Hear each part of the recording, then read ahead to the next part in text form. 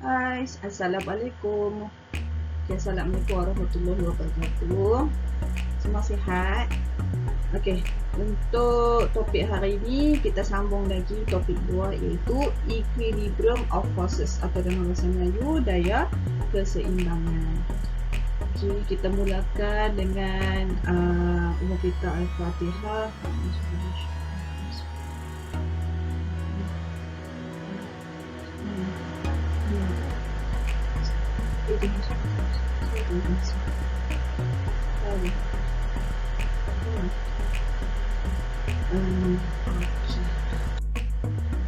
Okey, sebelum kita meneruskan lagi sesi pembelajaran kita, kita tengok dulu yang topik yang sebelum ni, bukan topik sebelum ni lah, topik yang sama tapi sesi pembelajaran yang sebelum ni. Okey, ingat lagi tak formula ni? F sama dengan mg. F adalah daya yang dihasilkan, iaitu beban yang dikenakan lah. Okey, jadi kalau diberi jisim, kita boleh dapatkan daya dia dengan darat dengan tarikan graviti. Okey.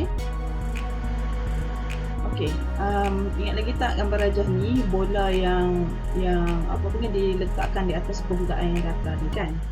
Okey, jadi daya keseimbangan saya harap semua masih ingatlah. Bila sesuatu daya daripada objek, iaitu beban yang dikenakan pada permukaan tu, dia ada daya dalaman kan dalam bahan tu. Okay, jadi bila daya dari objek tu dikenakan, dia ada daya yang menentang yang anak pernah naik ke atas tu, barulah boleh berlakunya keseimbangan. Saya harap yang ni semua dapat ingat.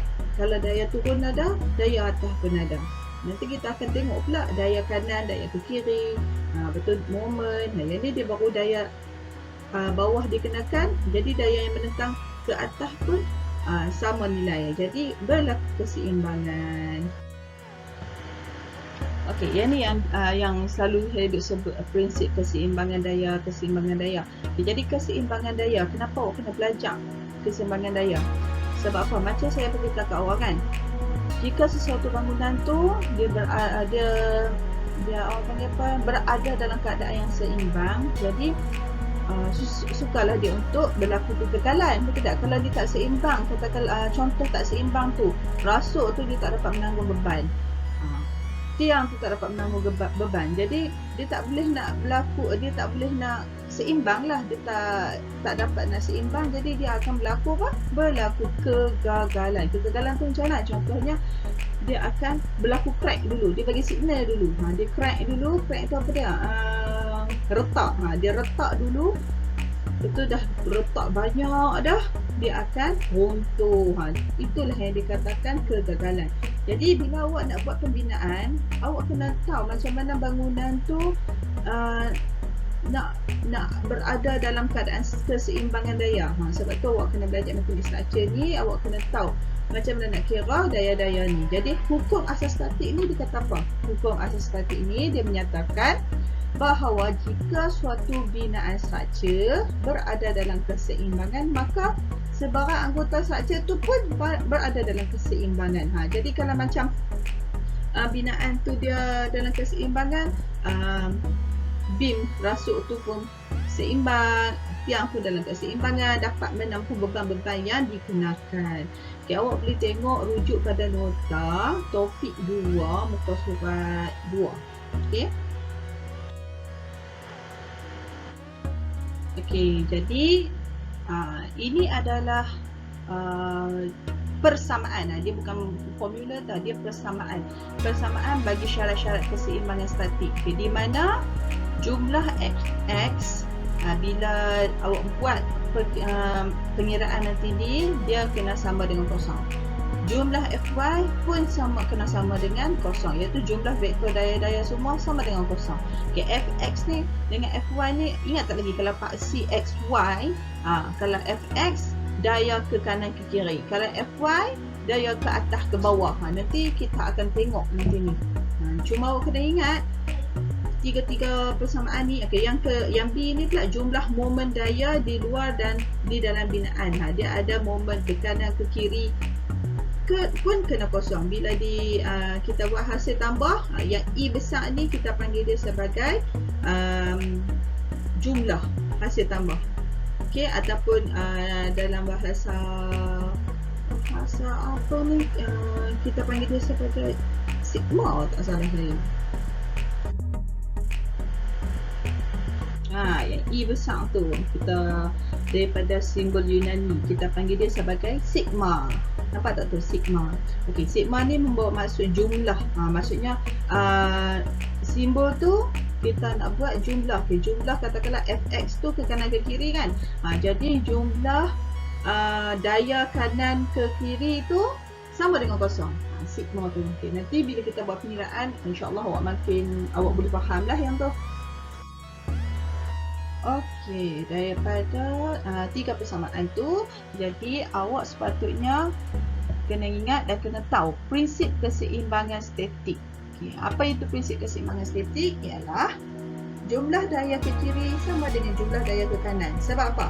Okay, sebab bila fx dengan fy, fx kiri dengan fx kanan bila tambah dia akan sama dengan kosong. Sama juga dengan jumlah daya ke atas sama dengan jumlah daya ke bawah. Jumlah moment ikut jam sama dengan jumlah moment dengan jumlah moment. Okay, saya bagi contoh sikit supaya awak boleh nampak jumlah kiri sama kanan dengan dengan yang persamaan tadi tu, yang sigma fx sama dengan kosong tu. Sekejap Okey, yang ni contoh satu pin ataupun satu rasuk.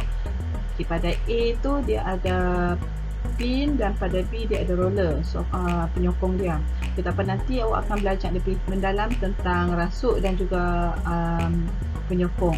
Okay, apa yang awak kena tahu, okay, kalau pada A tu dia pin di segitiga kan, dia ada daya dari fx dan juga ada daya fy. Kalau roller macam kat titik B tu dia ada daya fy sahaja. Okey, jadi kita namakan daya fx dekat titik A tu adalah sebagai ax dan kita namakan daya fy pada titik A adalah ay dan daya pada B iaitu by. Okey. Kita tengok ni ni contoh, ni structure. Structure di mana A ni dia punya penyokong adalah pin dan B ni dia punya penyokong adalah roller. Okay, nanti awak akan belajar lebih mendalam lah tentang penyokong ni. Okey, ini adalah rasuk. Okey, di mana kalau penyokong pin ni dia akan ada daya dalam daya ke kanan ke kiri iaitu kita panggil fx dan kita ada daya atas bawah iaitu kita panggil fy. Okey. Untuk roller dia cuma ada daya atas dan ke bawah iaitu fy. Okay, jadi apa yang saya nak maklumkan adalah berkenaan dengan persamaan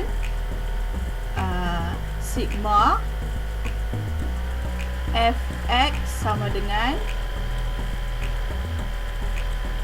kosong dengan sigma fy sama dengan kosong. Okey, dengan kenyataan di mana daya kanan sama dengan daya kiri, daya atas sama dengan daya bawah. Okay, jadi yang ni cubalah kita panggil apa, yang basic dulu, nanti ni baru kita masuk yang lebih mendalam. Okey.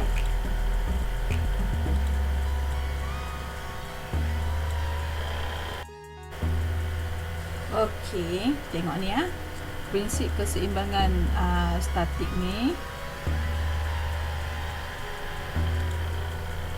Okey, apa yang saya nak tunjukkan, awak tengok yang nombor 1 ni. Ni. Jumlah daya ke kiri sama dengan jumlah daya ke kanan. Okay, jadi daya kanan ke kiri itu kita merujuk kepada ini. sigma fx sama dengan kosong. Okey. Kita tengok semua jumlah daya kanan adalah sama dengan jumlah daya ke kiri. Okay, jadi bila kat sini yang ada cumalah AX sahaja, daya kanan, daya kiri. Betul tak? Okay, jadi kita cuma tulis sigma fx sama dengan kosong. Jadi daya ke kita cuma ada daya ke kanan saja, iaitu AX. Jadi AX ni sama dengan kosong. Itu sahaja. Okey? Jadi tak berapa nampak lagi. Kita tengok hak yang kedua ni. Kita tengok yang ni. Kita tengok hak yang ni. Okey. Jumlah daya ke atas sama dengan jumlah daya ke bawah. Okey, jadi ini adalah daya atas. Betul? Di mana kita namakan ni pada titik A kita namakan sebagai AY. Ni pada titik B kita namakan sebagai BY. Okey. Jadi ini adalah daya ke atas. Dan ini adalah daya ke bawah. Beban yang dikenakan. Jadi jumlah daya ke atas sama dengan jumlah daya ke bawah. Okay, apa yang awak kena faham, jumlah daya ke atas sama dengan jumlah daya ke bawah dengan persamaan yang ini, persamaan sigma Fy sama dengan kosong ni kan. Kita nak saya nak awak tahu apa perkaitan antara sigma Fy sama kosong dengan jumlah daya ke atas sama dengan jumlah daya ke bawah. Okey ya. Macam mana nak bagi apa faham macam ni. Daya ke atas adalah AY dengan BY. Daya ke bawah adalah D. Betul tak? Okey, jadi AY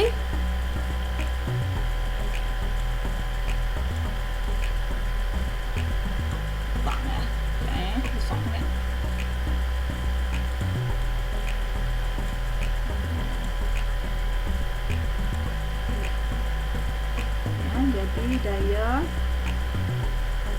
AY dengan jumlah BY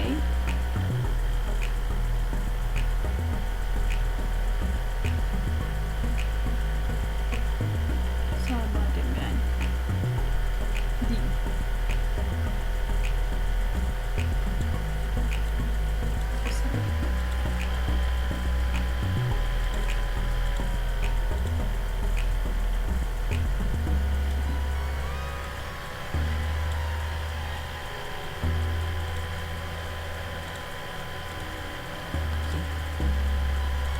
Pada AY tambahkan BY sama dengan D.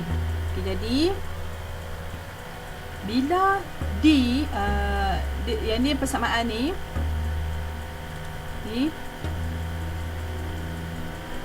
jumlah daya ke atas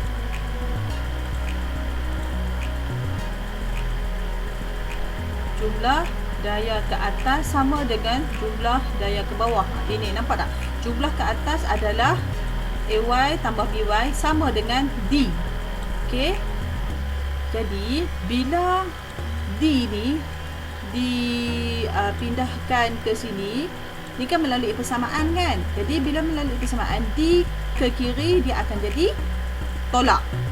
Okey, dia akan jadi tolak.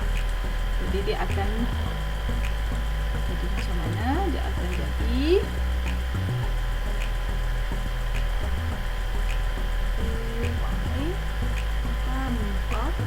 BY tolak D sama dengan kosong. Dia akan jadi macam ni.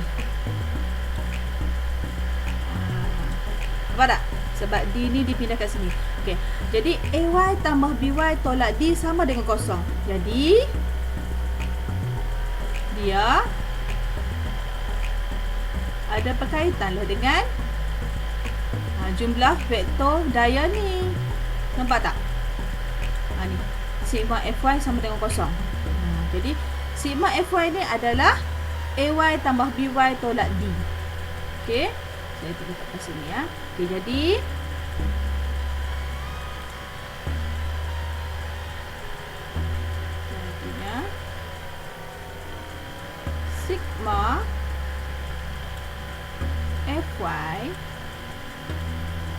sama dengan kosong.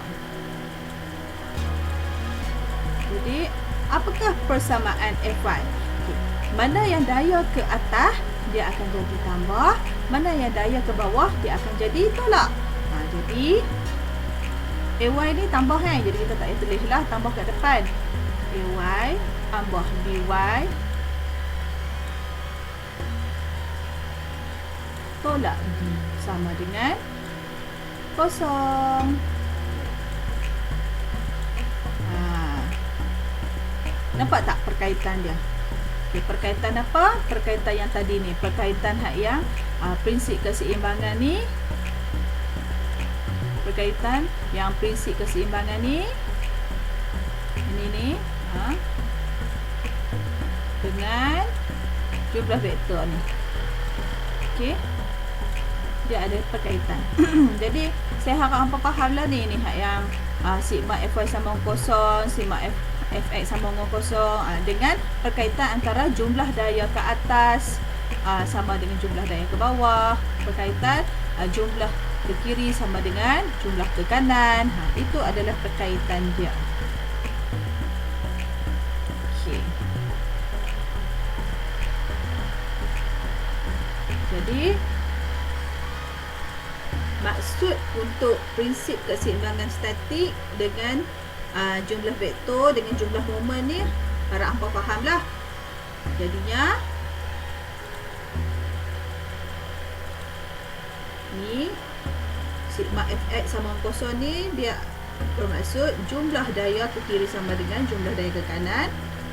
Jadi, yang untuk daya kiri kanan ni susah sikit lah nak tunjuk sebab dia ada satu ni je. Nanti bila kita buat pengiraan nanti, mungkin awak akan lebih faham lah. Okay, sigma Fy sama kosong ni, ni perkaitan dia jumlah daya ke atas sama dengan jumlah daya ke bawah, macam yang saya tunjuk ni tadi ni.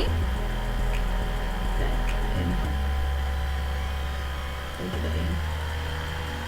Okay. Lepas tu, ini yang momen. Okay. Nanti kita tengok pengiraan pula.